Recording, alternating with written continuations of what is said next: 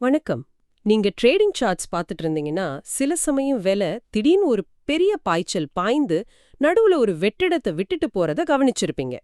Trading உலகத்துல இத fair value gap இல்லனா எஃப்விஜின்னு சொல்றாங்க. பலர் இத ஒரு மேஜிக் மாதிரி பார்க்கறாங்க.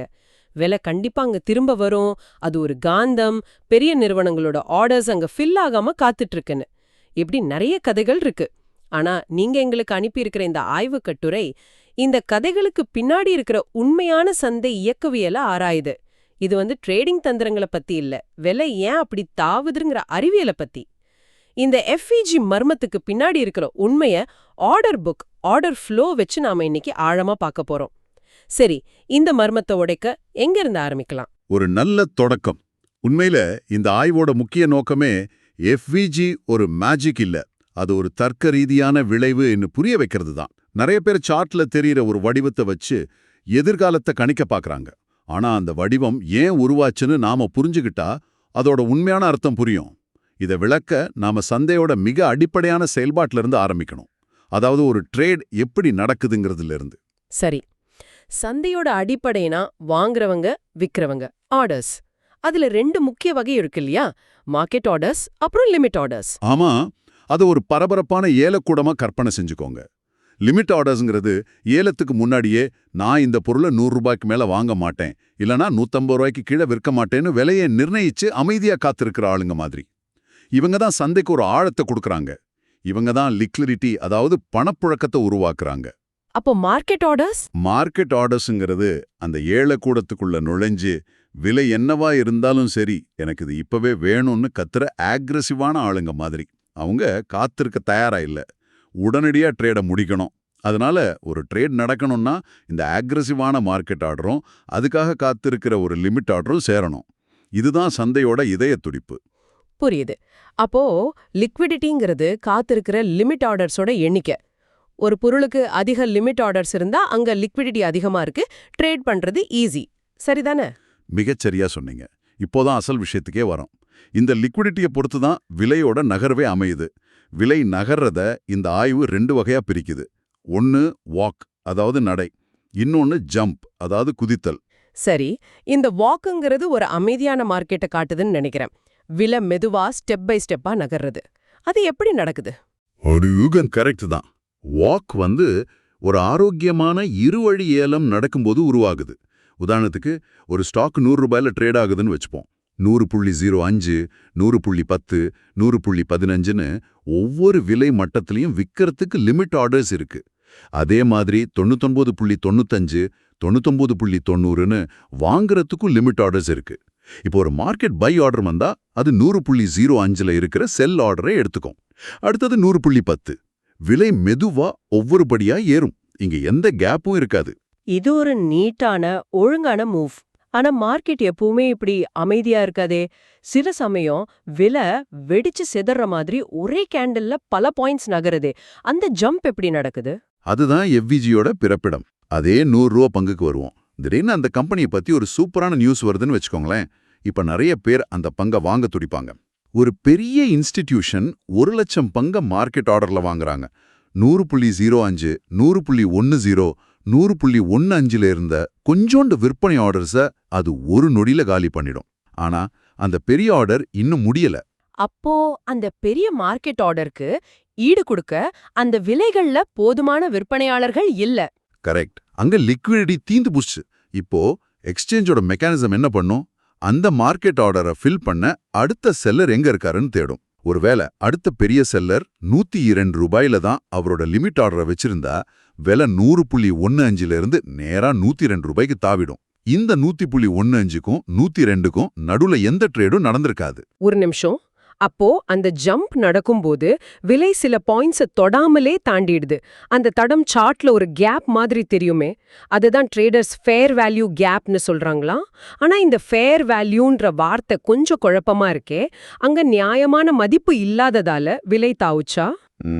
அருமையான கேள்வி. அந்த பேரு தான் பல குழப்பங்களுக்கும் காரணம். ஃபேர் வேல்யூ கேப்புங்கிறது ஒரு தவறான பேருன்னு கூட சொல்லலாம். உண்மையில் அது ஒரு லிக்விடிட்டி கேப் அல்லது இம்பேலன்ஸ். அந்த இடத்துல இருவழி ஏலம், அதாவது வாங்குறவருக்கும் விற்கிறவருக்கும் நடுவுல ஒரு நியாயமான பரிமாற்றம் நடக்கல. ஒரு சைடு ரொம்ப ஆக்ரெசிவா இருந்ததால விலை குதிச்சு போயிடுச்சு. அதனால எஃப்விஜிங்கிறது விலை குதிச்சதுக்கான ஒரு வரலாற்று தடம், அவ்வளவுதான். இங்கே தான் இந்த ஆய்வோட மிக முக்கியமான புள்ளி வருதுன்னு நினைக்கிறேன். நிறைய பேர் நம்புற மாதிரி அந்த கேப்ல நிரப்பப்படாத நிறுவன ஆர்டர்கள் காத்துட்டு இருக்குன்றது ஒரு கட்டுக்கதைன்னு சொல்றீங்க. இது பலருக்கும் ஷாக்கா இருக்குமே. ஏன் அது ஒரு கட்டுக்கதை? அது சந்தையோட அடிப்படை இயக்கவியலுக்கே எதிரானது. கொஞ்சம் யோசிச்சு பாருங்களேன். ஒரு ட்ரேட் நடந்தாதானே ஒரு ஆர்டர் ஃபில் ஆகும். நாம பார்த்த உதாரணத்துல 100.15க்கும் 102க்கும் நடுவுல எந்த ட்ரேடும் நடக்கல. ட்ரேடே நடக்காத ஒரு இடத்துல ஃபில் ஆகாத ஆர்டர் எப்படி இருக்க முடியும்? அது ஒரு லாஜிக்கல் மிஸ்டேக். அப்போ ஏன் மக்கள் இந்த கதையை நம்புறாங்க? அந்த கேப்ல ஏதோ ரகசியம் இருக்குன்னு ஏன் நினைக்கிறாங்க? ஏன்னா மனுஷ இயல்பு வெற்றிடங்களை விரும்பாது. சார்ட்ல ஒரு கேப்பை பார்க்கும்போது அதை நிரப்பணும்னு நம்ம மனசு நினைக்குது. அதுக்கு ஒரு காரணத்தை கற்பனை பண்ணிக்குது. அங்க ஒரு பெரிய இன்ஸ்டிடியூஷன் வாங்க முயற்சி பண்ணுச்சு, அங்க முடியல, அதனால அவங்க திரும்ப அங்க வருவாங்க என்றது ஒரு சுலபமான வசதியான கதை. ஆனா ஆர்டர் புக் ரியாலிட்டி வேற. உண்மை என்னன்னா அங்க அந்த நேரத்துல விற்க ஆள் இல்ல, அவ்வளவுதான். எந்த ரகசியமும் இல்ல. சரி, இது அடுத்த ஒரு பெரிய நம்பிக்கையை உடைக்குது. எஃப்விஜி ஒரு காந்த மாதிரி செயல்பட்டு விலைய திரும்ப தங்கிட்டு இழுக்குன்னு சொல்றது. அந்த ஆய்வின்படி மாற்றத்துக்கு நினைவாற்றலோ இல்ல ஒரு கேப்பை நிரப்ப வேண்டிய கடமையோ கிடையாது. ஆனா நடைமுறையில பல சமயம் விலை அந்த எஃப்விஜி ஏரியாவுக்கு திரும்பி வரத நான் பார்த்திருக்கேன். அது வெறும் தற்செயலா இல்ல நாம பார்க்க தவற வேலை காரணம் இருக்கா? இது ஒரு முக்கியமான கேள்வி. அது தற்செயல்னு சொல்றதை விட அது தவறான காரணத்தோட விளக்கப்படுதுன்னு சொல்லலாம். விலை அந்த எஃப்விஜி ஏரியாவுக்கு திரும்பினா அது எஃப்விஜி அதை இழுக்கிறதால இல்ல. மாறா வேற பெரிய மார்க்கெட் காரணங்களுக்காக அது நடக்கலாம். உதாரணத்துக்கு ஒரு பெரிய மூவுக்கு அப்புறம் மார்க்கெட் தற்காலிகமா ஒரு பேலன்ஸை தேடலாம். இல்லனா அந்த மூவ் நடந்த இடத்துக்கு கீழேயோ மேலேயோ ஒரு பெரிய லிக்விடிட்டி பூல் இருக்கலாம். விலை அதை நோக்கி நகரலாம். எஃப்விஜிங்கிறது அந்த பயணத்துல ஒரு வழிப்போக்கன் மட்டும்தான், அது இலக்கு. அதாவது விலை ஒரு பெரிய லிக்விடிட்டி குளத்தை நோக்கி பயணிக்குது. வழியில தற்செயலா இந்த எஃப்விஜின்ற காஞ்சு போன குட்டை இருக்கு. விலக்கு அந்த குளத்துக்கு தான் போகுது, இந்த குட்டைக்கு இல்ல. மிக அருமையான ஓமை. அதுதான் உண்மை. சில சமயம் ரொம்ப வலிமையான உண்மையான மூவ்ஸ்ல விலை அந்த எஃப்விஜி ஏரியாவுக்கு திரும்பவே வராம தன்னோட பயணத்தை தொடரும். அந்த கேப் நிரப்பப்படாமலே இருக்கும். எஃப்விஜி ஒரு காந்தம்னா இது எப்படி சாத்தியம்? அதனால விலை திரும்ப வர்றதும் வராததும் மார்க்கெட்டோட அப்போதைய சூழலை பொறுத்ததை தவிர எஃப்விஜியை பொறுத்தது இல்ல. இதுவரை எஃப்விஜினா என்ன, அது எப்படி உருவாகுது, அத பத்தின தவறான நம்பிக்கைகள் என்னன்னு பார்த்தோம். இப்போ அதை எப்படி அடையாளம் காண்றாங்கன்ற விஷயத்துக்கு வருவோம். பொதுவா 3 மெழுகுவர்த்தி, அதாவது 3 கேண்டில் அமைப்பை வச்சு இத அடையாளம் காண்றாங்களே, அது ஏன்? இது என்ன எக்ஸ்சேஞ்ச் போட்ட ரூலா? இல்லவே இல்ல. இது சந்தையோட விதியோ எக்ஸ்சேஞ்சோட விதியோ கிடையாது. இது முழுக்க முழுக்க ஒரு விஷுவலைசேஷன் டூல். ஆர்டர் புக்ல நடந்த சிக்கலான விஷயங்களை நாம யூஸ் பண்ற இந்த சிம்பிளான OHLC சார்ட்ல புரிஞ்சுக்கிறதுக்காக உருவாக்கப்பட்ட ஒரு சுருக்கம். அதோட லாஜிக்க கொஞ்சம் விளக்க முடியுமா? ஏன் குறிப்பா 3 கேண்டில்ஸ்? முதல் கேண்டிலுக்கும் 3வது கேண்டிலுக்கும் நடுவுல இருக்கிற கேப்னு சொல்றாங்க. அந்த 3 கேண்டில்ஸும் ஒரு கதையை சொல்லுது. முதல் கேண்டில் விலை குதிக்கிறதுக்கு முன்னாடி நடந்த ஒரு சாதாரண சீரான இருவழி ஏலத்தை காட்டுது. எல்லாம் அமைதியா இருக்கு. 2வது கேண்டில் வழக்கமா ரொம்ப நீளமா இருக்கும். அதுதான் அந்த ஆக்ரெசிவான மார்க்கெட் ஆர்டர்ஸால ஏற்பட்ட திடீர் ஜம்ப் இல்லனா டிஸ்பிளேஸ்மெண்ட்டை காட்டுது. 3வது கேண்டில் அந்த புது விலையில மார்க்கெட் ஒரு ஸ்டெபிலிட்டி அடைஞ்சு அங்க ஒரு புது ஏலம் ஆரம்பிச்சதை காட்டுது. ஆக முதல் கேண்டிலோட உச்சமும் 3வது கேண்டிலோட அடிப்பகுதியும் ஒரு புல்லிஷ் எஃப்விஜில சந்திக்கலனா அந்த கேப்ல அர்த்தமுள்ள ட்ரேட் நடக்கலன்னு நாம ஊகிக்கிறோம். மிகச்சரியா சொன்னீங்க. இது 100% துல்லியமா இல்லாம இருக்கலாம். ஏன்னா சார்ட்டுங்கிறது ஆர்டர் புக்கோட ஒரு சுருக்கம்தான். ஆனா ஆர்டர் புக் டேட்டா இல்லாத சாதாரண ட்ரேடர்ஸ்க்கு அந்த விலை மட்டங்கள்ல ஒரு லிக்விடிட்டி கேப் இருந்துச்சுன்னு புரிஞ்சுக்க இது ஒரு ரொம்ப நல்ல எளிமையான வழி. அது ஒரு விதி இல்ல, ஒரு தோராயமான வழிகாட்டி. சரி, இப்ப எல்லாத்தையும் இணைச்சு பாப்போம். எஃப்விஜி விலைய கணிக்காது, அது ஒரு காந்தமுல்ல, அங்க ஃபில் ஆகாத ஆர்டர்ஸும் இல்லைன்னா ஒரு ட்ரேடரா நான் அதை என் சார்ட்ல பாக்குறதால என்ன பிரயோஜனம்? இதை வச்சு நான் என்ன முடிவெடுக்கிறது? இங்கதான் இந்த ஆய்வோட உச்சக்கட்ட புள்ளி வருது. எஃப்விஜி ஒரு தனிப்பட்ட ட்ரேடிங் சிக்னல் இல்ல, ஆனா அது ஒரு மிக முக்கியமான சூழல் சிக்னல், அதாவது கான்டெக்ஸ்ட் சிக்னல். ஒரு மூவோட தரத்தை அதோட வலிமையை மதிப்பிட இது உதவுது, குறிப்பா பிரேக் அவுட் இல்லனா பிரேக் டவுன் நடக்கும்போது. இத ஒரு உதாரணத்தோட விளக்க முடியுமா? 2 ஸ்டாக்ஸ் ஒரே நேரத்துல ஒரு முக்கியமான ரெசிஸ்டன்ஸ் லெவல உடைச்சு மேல போகுதுன்னு வச்சுப்போம். ஸ்டாக் ஏ மெதுவா ஒவ்வொரு படியா போராடி அந்த லெவல உடைக்குது. ஸ்டாக் பி ஒரு பெரிய எஃப்விஜியோட ஒரே தாவல்ல அந்த லெவல உடைக்குது. இந்த ரெண்டுக்கும் என்ன வித்தியாசம்? அருமையான உதாரணம். ஸ்டாக் ஏவோட பிரேக் அவுட் கடுமையான எதிர்ப்புக்கு நடுவுல நடந்திருக்கு. ஒவ்வொரு விலை மட்டத்திலையும் செல்லர்ஸ் இருந்திருக்காங்க. பையர்ஸ் அவங்கள சமாளிச்சு மெதுவா முன்னேறி இருக்காங்க. இது ஒரு வலிமையான மூவா இருக்கலாம். ஆனா அது ஒரு போராட்டம். ஆனா ஸ்டாக் பியோட பிரேக் அவுட் எஃப்இஜியோட நடந்திருக்குன்னா அந்த ரெசிஸ்டன்ஸ் லெவலுக்கு மேல விக்கிறதுக்கு ஆளே இல்லைன்னு அர்த்தம். பையர்ஸ் எந்த எதிர்ப்பும் இல்லாம சுலபமா விலைய மேல கொண்டு போயிட்டாங்க. இது அந்த பிரேக் அவுட் ரொம்ப வலிமையானது, அக்ரெசிவானது மற்றும் சந்தையால முழுசா ஏத்துக்கப்பட்டுச்சுன்னு காட்டுது. இங்க பையர்ஸோட கை தான் ஓங்கியிருக்கு. ஆஹா, எஃப்விஜிங்கிறது அந்த பிரேக் அவுட்டோட தரம் இல்லனா சுகாதாரத்தை காட்டுற ஒரு அறிகுறி.